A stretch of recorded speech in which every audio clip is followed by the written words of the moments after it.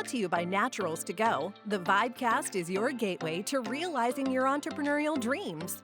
Hey folks, Linda Ballesteros here. Thanks so much for joining me on Vibecast, and we're going to have a great show today. Whether you are an existing owner operator and want to grow your business, or maybe you're wondering, is vending the right business for me? Then you're going to want to stay tuned because we've got some great information for you from an existing owner operator right now. So, Jason, I am not even going to try to say your last name, but Jason is the owner of Be More Bites Vending, which is a Baltimore-based vending company focused on modern machines, fresh food, and locally inspired products. That's so important to keep in mind. He has rapidly grown his business by self-locating accounts and creating a better break room experience for employees. Jason, thanks so much for being with me today. Oh, thank you for having me. I'm very honored and privileged. Thank you. Absolutely. So, um, how do you say your last name? I get this a lot. So I'm don't sure. don't worry. It's Hrisanthacopoulos. Okay, I would not have even gotten The close to H is that. silent. The H is silent. Yes, Okay, very good. Very good. ma'am. So, Jason, before we get started with your current vending business and how you got into that, tell me a little bit about your background. What was your employee experience or employment experience in the past? What are your skills? Sure. So for the past 9 years, I owned a cafe here in the Dundalk, Baltimore area. Um, it got to the point where I was burnt out, working 7 days a week. Um, Employees, it's very hard to find people that are motivated, people that are going to care about your business as much as you do, people that you can rely on. So around January, February of last year, we decided to possibly sell the business, the cafe. We had just gone viral for a specific item. We got put on the news a few times in Baltimore, and people started sending me messages about selling the business. And it was kind of like the stars aligned. So we were ready to sell, and I was burnt out, and the offers came in. It's like a sign. So I decided to do that. So February and March of last year, March 1st was when I sold the business. So after that is when I started looking into things I could do that were kind of on my own, because I know what my work ethic is. I know what I'm capable of doing. So I started looking at things that would generate income, but also allow me to be my own boss with minimum employees. And that's a really good point, Jason, because um, being burnt out, it doesn't matter what industry you come out of. Being burnt out, you just think, just let me be responsible for myself. I know how hard I work. I know I am up at 5 o'clock in the morning. I know I am diligent in returning those emails. I know all of that. So, um, this particular with Naturals to Go, the vending machines and the vending business, you're able to work this yourself. And so you don't have employees. You may grow to have some employees, but certainly not to the extent that you did in a restaurant, which I've always said restaurant business is a horse of a different color. Yes, It ma'am. is totally different, and you can be burnt out pretty quickly in that. So, Jason, as you were leaving the restaurant industry and you were probably taking a little bit of well-deserved downtime while you're looking for your next thing. It sounds like moss doesn't grow under your feet for very That's right. long. So what led you to vending? So again, it was trying to find something where I could still be my own boss. I mean, for 9 years, I worked for myself. Um, and I wanted to do something where I was still working for myself, but the hours could be a little different. It could be a little more flexible. I could spend more time at home. And again, minimum involvement from other people other than myself. Um, so I started looking at different things. I started researching. Uh, I took about a week off the restaurant after we sold, and then I started right away to figure out what needed to be done for me to find something. So I started looking at um, laundromats. I thought about laundromats. Huge amount of money upfront, a lot of equipment, a lot of breakage, a lot of things that can go wrong. And again, you would probably need at least one or two employees in those places that would have to be there full time. So I kept looking. Thought about vending. So I would look at vending, then I would go back and back and forth. And Naturals to Go kept popping up when everything that I started researching. So I started to click on Naturals to Go stuff. I started looking around. I got on Facebook pages about Natural to Go, about vending. And, things kind of snowballed from there. And I called Naturals to Go and I spoke with a woman named Susan, who was great. And it kind of went from there. It took a couple weeks for me to really get on board about how things were going to go, how things worked.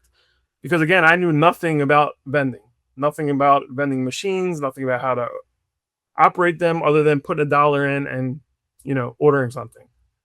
So Susan really helped me walk through that process. She connected me with some other owner operators that are in the Baltimore area that I was able to speak with, some other owners in other states about how things work. So gradually I came on board with, I think vending was the way to go. And that's how I ended up with Naturals to Go and, my first package of machines. Yeah, that is awesome. And Jason, how many machines did you start with? So my original package was 10. I purchased 10. Okay, very good. And that was how long ago? When did you get started? I purchased the 10 the end of April and I went to training in the end of May. Oh, so that was just last year. Yes. So it's So been you've less been than in a the year. business yet less than a year. Okay, Yes, ma'am. very good. Very good. And so what about getting started in this business?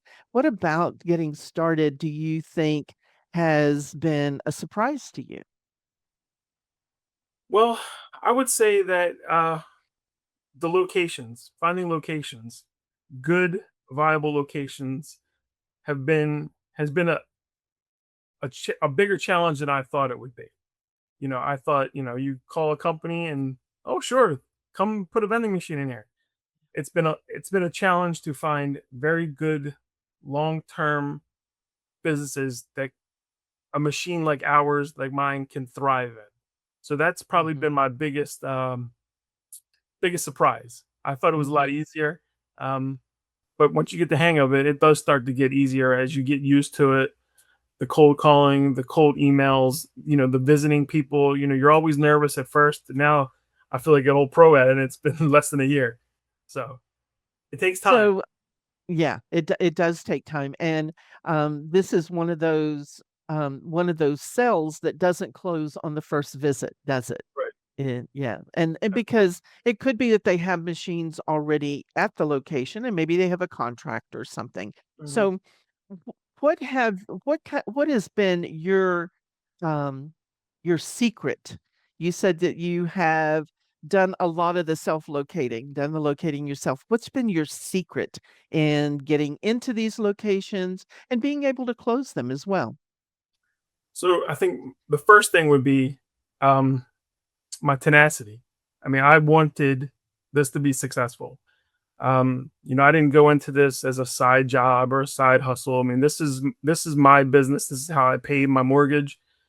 Um, when I left training in Savannah, Georgia, while I was in the airport in Savannah, waiting for my plane to come home, and I had already made 5 or 6 phone calls, setting up leads and possibly meetings with friends that I knew, friends of friends. So right off the get, I was trying to find locations. Um, so the, the best thing I could say is don't stop, don't give up. You're going to run into some brick walls. You're going to run into people that don't want to hear from you. You're going to run into people that already have machines. They don't want to deal with you at all. So you just have to stay at it. You have to stay on top of it. You have to do your research. You have to know your numbers. You have to know your pricing, know your product. You have to be different. So, I tell people, um, when I meet with them, I tell them I'm not in the vending business. I'm in the service business. I just happen to have high quality, high end, state of the art machines that have great products. But my real job is to service your staff, your employees, and to take care of your business. So that's I been my secret. I don't stop. I love that, Jason, and also the fact that service leads your company. So if you lead 100%. with good service, doesn't matter what the widget is. Mhm. They will want to do business with you. So tell me how, and I know that you haven't been in the business that long, but how do you maintain those relationships once you've got the machines in there? Is there something special that you do to keep those relationships going? Well, communication, and being there. Yes, I know you can make your own schedule in this business, and that's the beauty of it. But you have to be consistent. Consistency is the key to any business, the restaurant business, this business. They have to see you. They have to know that things are getting rotated. They have to know they can trust your machine and trust you. So that's kind of been how I've maintained these relationships and how I've continued to grow these relationships. Emails, once a month or once every couple months. How are things going? Is there anything that you see that needs to be improved? Anything needs to be changed? Anything I can do to help? Um, Talk to the employees while you're there. Always gauge their interest. I have suggestion boards on the side of all my machines. Um, it's just them knowing that they can count on you is how I maintain these relationships. And the majority of the places that I've self-located, I have taken over from other businesses, and it's always been service. We need service. We need to be able to call and someone pick up the phone. We need products that aren't expired. We need products that aren't moldy. So it's just showing up every day and knowing that they can count on you is the way to do it. Yeah. 100%. Yeah, definitely. And you talking about getting feedback from the employees, what do they want to see in the machines? You also mentioned that you source some local products. Tell me a little bit about how that happened. So there's a large restaurant here in Baltimore, very popular. It's called Jimmy's Famous Seafood. They've been on the national news every once in a while, but they're very big here in Baltimore. They've seen some of my social media ads that I do. I've been trying to stay really consistent, again, consistency with posting my social media stuff, doing videos, doing specials, talking about my business. They saw one of my videos and they reached out to me and asked if I'd be interested in selling their potato chips. They started some potato chips from the restaurant, asked if I'd be interested in doing that. And of course, I said, yeah, Be More Bites Vending and Jimmy's Famous Seafood's perfect. So they have some chips that are, crab flavored. It's a crab dip flavored chip, and then a boardwalk inspired chip, which is kind of like a vinegar crab spice thing. They're amazing. So that's how it started. And that's going to help open up other doors for me, hopefully. Yeah. And another thing that does is it says you're supporting the community. Right. You're helping other business owners and also giving the employees at that location what they're used to seeing and what Right. they want to have. So that's great. So tell me a little bit about in the green room, you mentioned a story of growing by a connection that was connected to all this. Can you share that? Don't worry about telling the names of companies, but Sure. just share a little something about. Sure. So around December, I had sent out some flyers to some businesses. That's one of the things that I do. I had a flyer created for my business, and I would mail them out to businesses that I thought would be a good fit for me and Be More Bites Vending. Um, December, one of the companies reached out to me, a very large company here in Maryland. It's about 1,000 employees. I met with them, um, did some talks. They said they probably weren't uh, accepting any bids until May or June. They already had a company in there. Um, then when my videos hit and Jimmy's Famous Seafood called me, the first initial meeting I had with them, with the gentleman named Tyler, he was talking to me, asking about my business, how I'm growing my business, and I told him that there's a company that I was looking at and are in talks with, and lo and behold, his mother works for that company, which is completely knocked me off my stool. So I mean, I was like, wow. So he said, well, I'm going to talk to my mom and see what I can do. And he must have made a phone call. She must have made a phone call, because next thing you know, they invited me back for a second meeting. And it looks like things are progressing in the right direction. So it's all about who you know in this world, you know? Yeah, it truly is, but you have to be able to back that up too, Oh yeah. Jason, you know? Oh yeah, I'm So ready. why were they looking for, I mean, the 1,000 employees, that's a huge facility, clearly. Why were they looking for someone else? Well, I think there was some issues with micro markets that they were having in the building. And then I think there were some service issues again, some product issues and service. So it really all boils down to service. Almost every time I've spoken to someone, it's about the service. Yeah, Being yeah, accessible, knowing that they can call your business and you're going to take care of whatever needs to be taken care of ASAP. yeah, So, yeah. Very good point. Very good point. Well, Jason, I have a final question for you here, but before that, folks, if you've benefited from the information that Jason has shared about his business, he's been so generous in giving bits and pieces and the magic of how he's grown his business. Be sure to like and subscribe to our YouTube channel. So, Jason, my last question for you is, if someone is looking at maybe starting a business, they don't know whether vending's right for them or not. You didn't know whether vending was right for you or not when you came out of restaurant business. What kind of advice would you give to someone that's just searching right now? well, the best advice I could give is whatever you decide, you have to put your heart and soul into it. So you can't go into it, you know, I'm only going to work 2 days a week, or you have to go full throttle, 100%. Um, that way people know that you're committed to it. They know that you're real. You're going to be the real deal. And as far as vending, take a look at it. I mean, it's completely changed my life. I mean, I feel less stress. I'm happier. Things are progressing in a better direction for me, and I owe it to the vending. And I'm excited to continue to grow this business and to continue to make relationships and to continue to help other businesses in Baltimore upgrade their lunchrooms, their break rooms, and take care of their staff. Yeah, love that you want to continue to grow. One question I didn't ask you is, do you have a vision of how big you want to grow this? Well, I want to have a vending machine throughout the entire East Coast.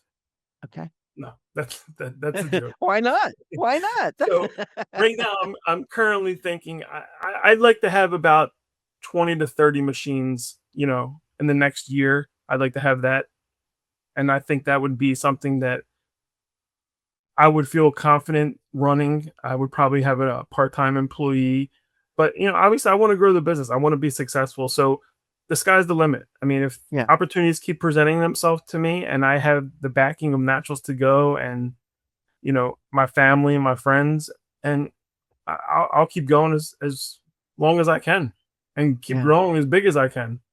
Yeah. Yeah. One step at a time though, right? Right, baby steps. Uh, I love it. I love it. Jason, I know you are so busy and I so appreciate you spending some time with us and sharing about how you've grown your business with Naturals to Go. So I really appreciate it. And I'm going to keep an eye on you. We'll be coming back for an update on you. Great. Well, I appreciate it. Thank you very much, Linda. Absolutely. So, folks, thanks so much for joining me today on Vibecast. I hope you've taken lots of notes. And until next time, let's go out and live the vibe. That's a wrap for this episode of the Vibecast. We hope you've been inspired and empowered on your entrepreneurial journey. Don't forget to like, subscribe, and follow us on all your favorite platforms to stay connected with the Vibe community.